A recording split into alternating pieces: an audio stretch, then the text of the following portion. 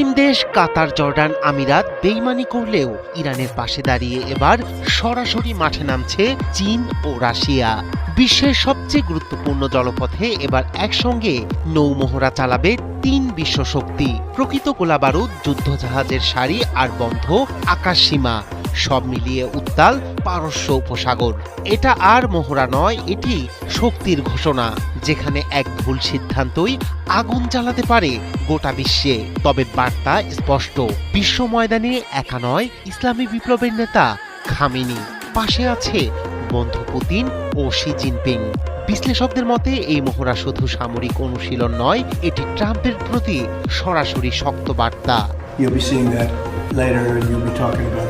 সমুদ্র কাঁপানো শক্তি আর কামানের গর্জনে ভেঙে যাচ্ছে হরমুজের নীরবতা। মধ্যপ্রাচ্যের সবচেয়ে স্পর্শকাতর জলপথে একসাথে হাজির তিন বিশ্বশক্তি।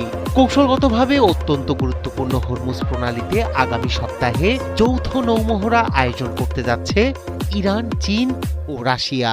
আল জাজিরা জানায়, রোববার ও সোমবার ওমান সাগর ও ভারত মহাসাগর জুড়ে অনুষ্ঠিত হবে এই মহড়া।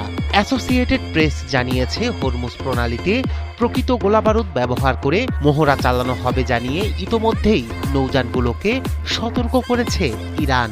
মহড়ার সময় ভূপৃষ্ঠ থেকে 25,000 ফুট পর্যন্ত আকাশসীমা বেসামরিক বিমান চলাচলের জন্য ঝুঁকিপূর্ণ ঘোষণা করা হয়েছে, ফলে সীমিত করা হয়েছে আকাশপথ ব্যবহার।